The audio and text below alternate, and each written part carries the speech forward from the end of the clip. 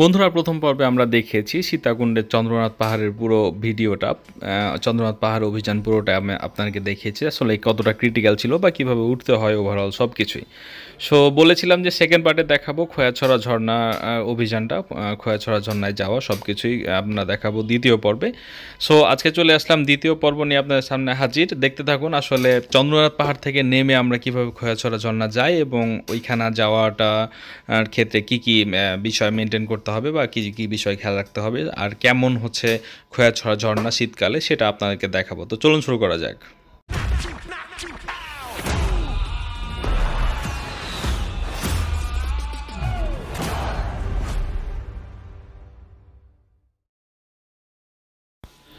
বন্ধুরা, আমরা সীতাকুণ্ড বাজারে আবার ব্যাক করেছিলাম।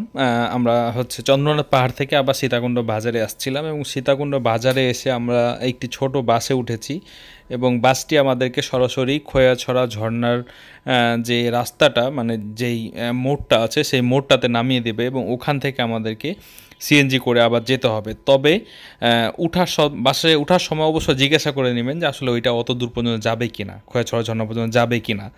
সো ফাইনালি আমরা খোয়াছড়া ঝর্ণার যে মোড়টা আছে, পয়েন্ট আছে, সেখানে বাস থেকে নেমে আমরা সিএনজি পেয়ে গেলাম এবং সিএনজিতে আপনাকে আবারও আগের মতোই হচ্ছে 100 টাকায় সিএনজিটা রিজার্ভ করতে হবে।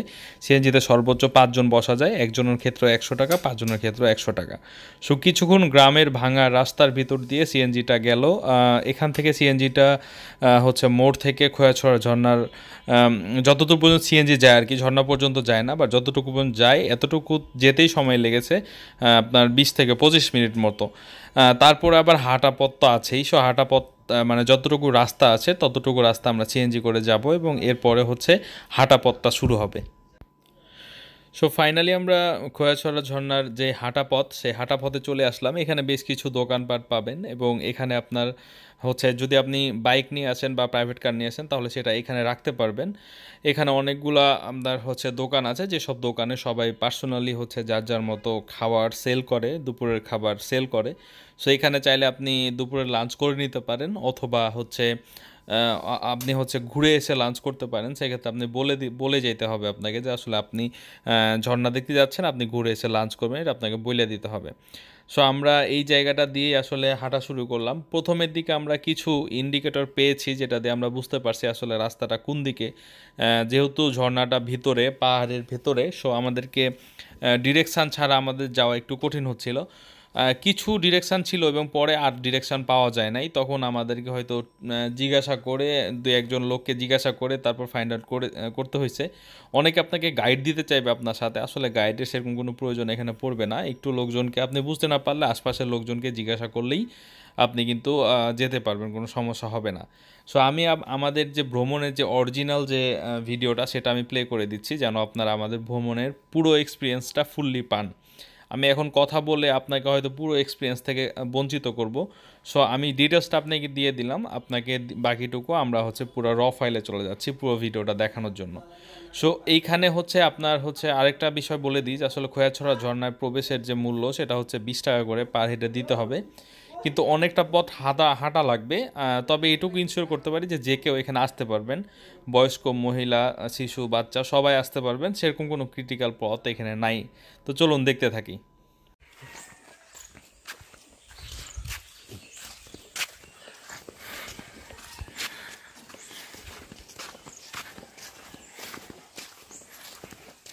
কতটুকু তো ওটা লাগবো পাহাড়? অল্প, বেশি না, বেশি উঠতে হবে না, অল্প প্যারা নেই। চন্দ্রনাথ পাহাড়ের যে উঠছোস, এমন উঠা জীবনে কোথাও উঠতে হবে না, টেনশন করিস না। অ্যাকচুয়ালি ওই জায়গাটা অ্যাকচুয়ালি উঠে হিন্দুরা। হ্যাঁ, আরে এখানকার এরা ব্যবসা করে খায় না, এগুলো কেউ মারে না। কি মারবো, তোর একটা জামা একটা কাপড় মেরে কি হবে? হ্যাঁ, ব্যবসা পাতি করে খাই এরা, মনে করে এর কাছে ব্যাগটা থাকলে তুই হয়তো এর কাছে বইয়া কিছু খালি, এটুই ফায়দা।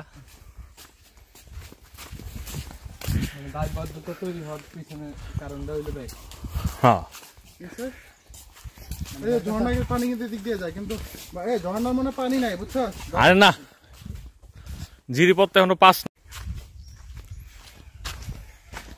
চলে আসলাম ঝর্ণার পানিতে, খুবই ঠান্ডা, জিরিপথ তো দেখা যাচ্ছে, পানিতে হাতাইছেন?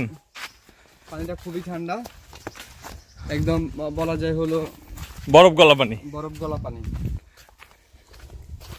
আর একটা বিষয় হলো আমাদের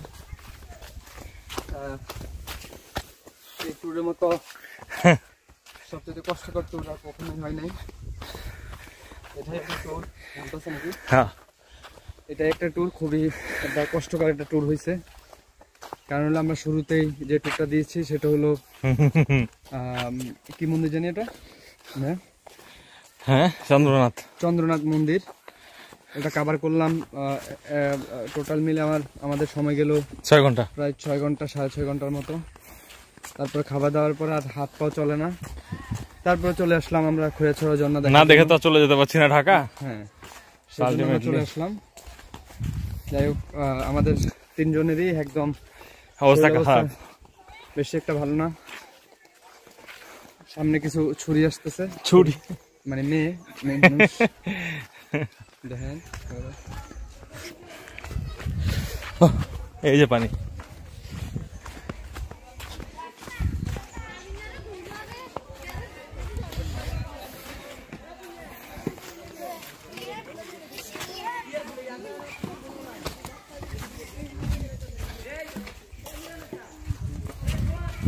মানুষের তো পরিশ্রম করে।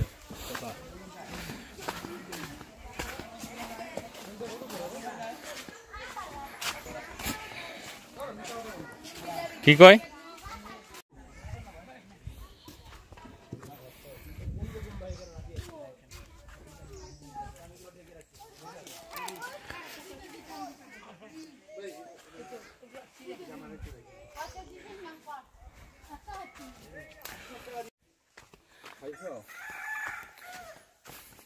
এটাই আর কি, এরকম রাস্তা জিরিপথ ধরে যাইতে হবে সামনে। হ্যাঁ, বিশাল বিশাল পাথর, এগুলো ওপর থেকে ঘুরে ঘুরে পড়ছে, উপর থেকে মনে হয় ঘুরে ঘুরে পড়ছে। মুরগি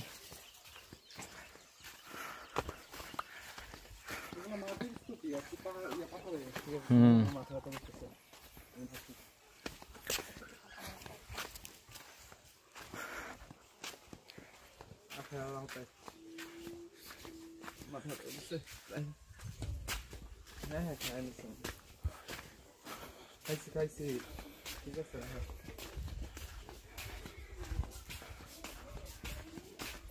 রাস্তা তো আচ্ছা, এমন ভাবে অলি গলি দেওয়া রাস্তা চেনাই মুশকিল। সব থেকে বিরক্তি লাগতেছিল যখন ওই রাস্তাটা ধরে আমরা আগাইলাম, আর আগায় দেখলাম যে আমরা সঠিক রাস্তায় নাই।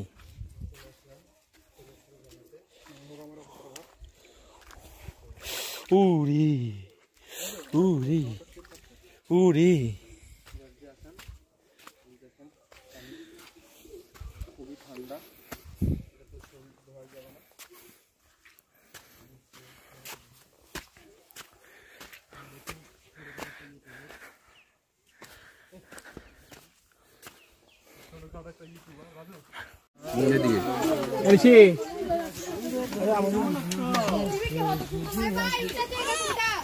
সব জায়গায় বেঁচে নিয়ে উঠবে, আসমানের দিকে তাকিয়ে থাকো, উঠে যাবো।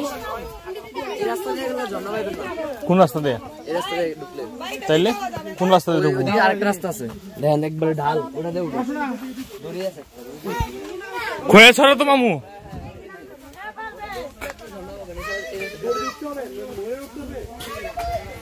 আরে খোয়াছড়া পাইলে হবো।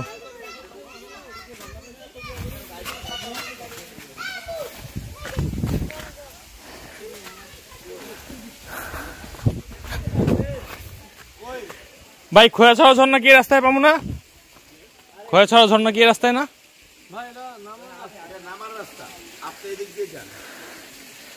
এদিক দিয়ে গিয়ে কোন দিক দিয়ে যাবো? ওই দিক দিয়া, উপর দিয়া? তাহলে যে মহিলারা যেখান নামলো ওখান দিয়া।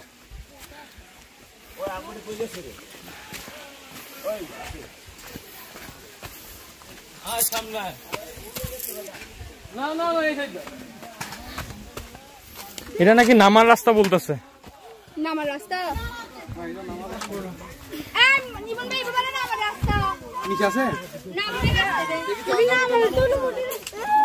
দেখি দেখি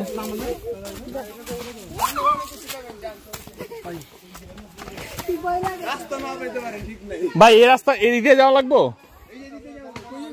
খোয়া ছাড়া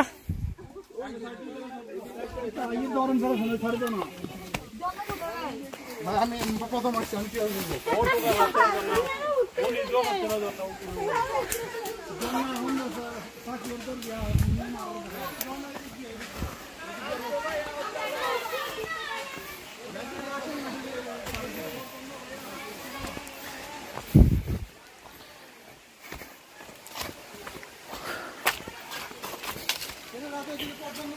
হ্যাঁ আসছিল ওরা এদিকে তাহলে ওরা বললো কেন যে দিতে যেতে হবে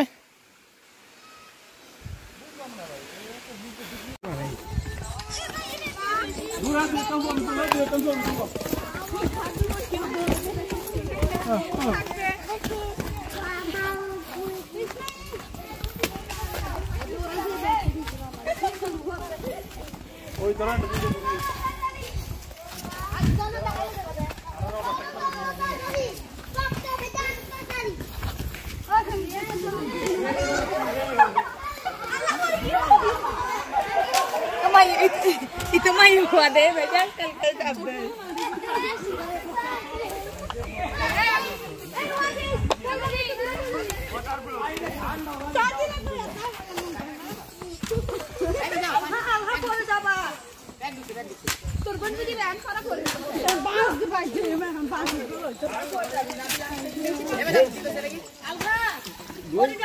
স্পিকার এই সব কিছু মধ্যে ব্যাগ ঢুকছে পানি নাকি দেখুন তো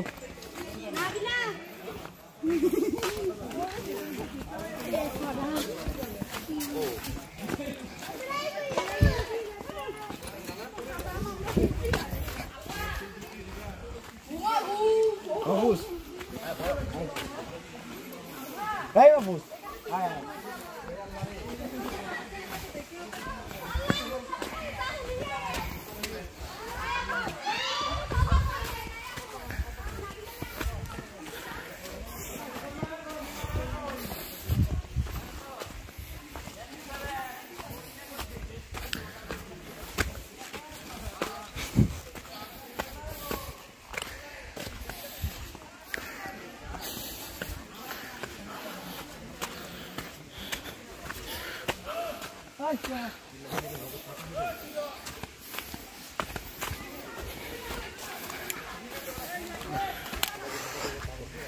ওহ অনেক মারাত্মক ব্যাপার কষ্টকর একটা জায়গা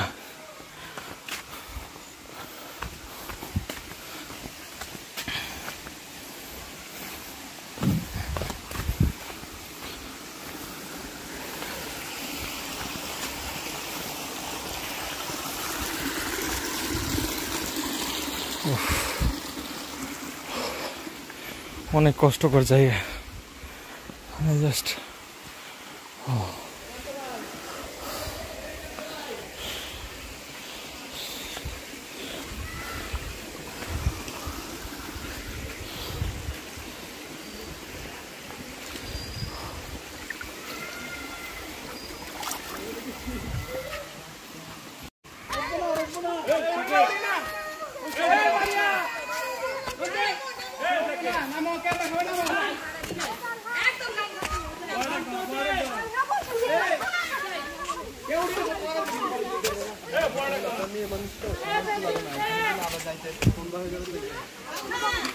बहुत जानना है बहुत जानना है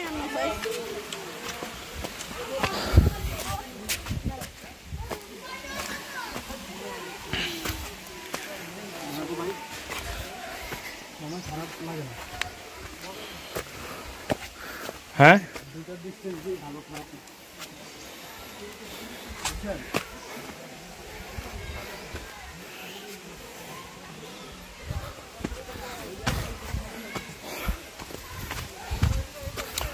ভালোই তো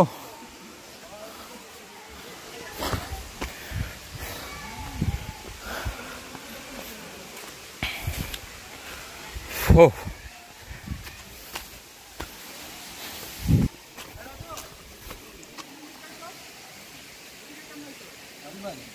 জলের ওপর দিয়া না পারলে থাক, অথবা ওদের কাছে ফেরত যা, ব্যাগের ওখানে গিয়ে বহ।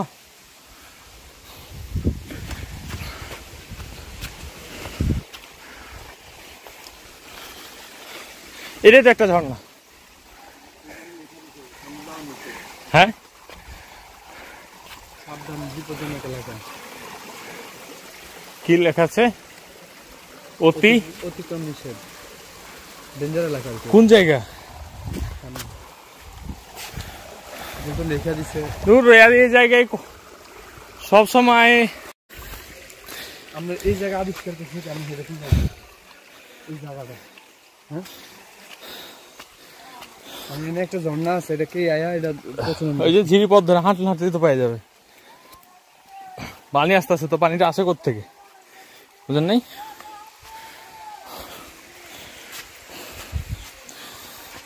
এদিকে উঠুন।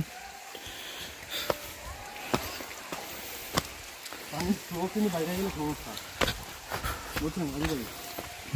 পানির ফ্লো কি এখন বাড়বো? না না,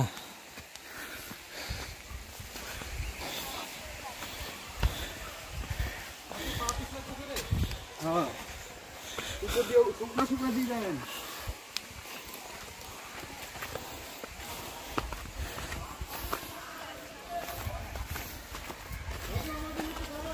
আছি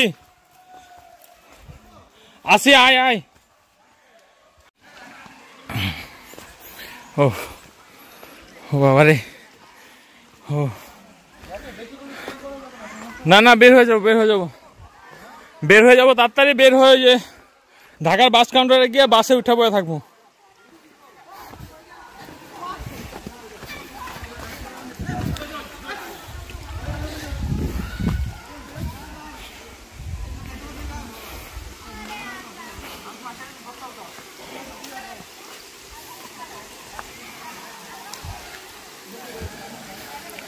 ফাইনালি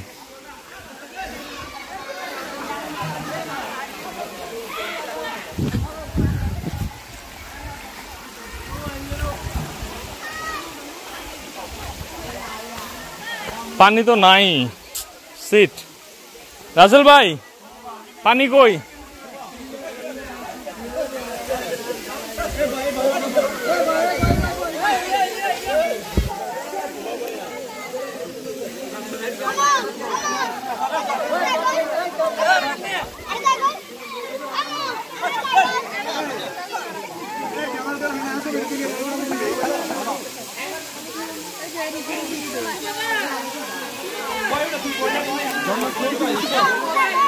শীতকাল না তো।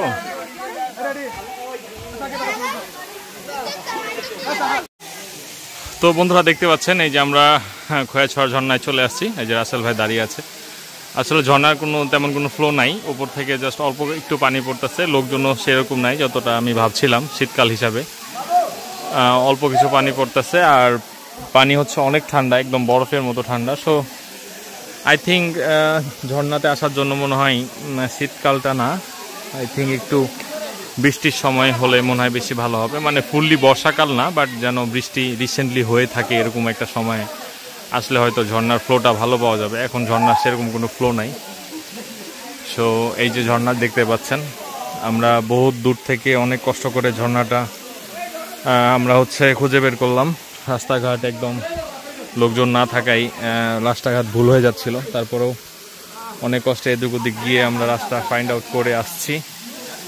তো যখন মৌসুম হবে বা যখন মানুষের চলাচল বাড়বে, তখন হয়তো আপনাকে এরকম সমস্যার সম্মুখীন হইতে হবে না আশা করছি।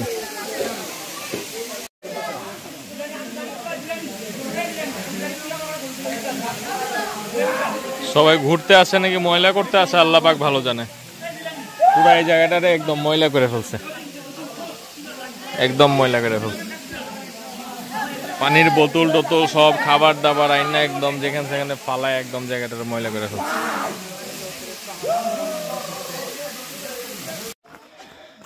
কি কইছেন কোন? কোনগুলো মজার বিষয় না? আমার চয়েস যেমন জিনিস নেই এটা ঘোরার জন্য। তার মানে কাউকে আপনি আসতে বলবেন না এখানে? না, আমি কাউকে এটা পর্যটন কেন্দ্রে আসতে বলবেন না? আপনার ভাল লাগে না দেখে কারো লাগবো না? এটা হইলো, যাক চলে যেতেছি আমরা ইয়া দেখা কয়েকছড়া ঝর্ণা দেখে চলে যেতেছি আমরা। আরো 2টা পয়েন্ট ছিল আমাদের দেখার লিস্টে, সেটা হচ্ছে কুলিয়াখাল সি বিচ আর হচ্ছে মহামায়া লেক, কিন্তু সময় স্বল্পতা আর নিজেদের শরীরের প্রবলেমের জন্য আগাইতে পারলাম না। আমরা এখন ঢাকার বাসে উঠে রওনা দিয়ে দেবো।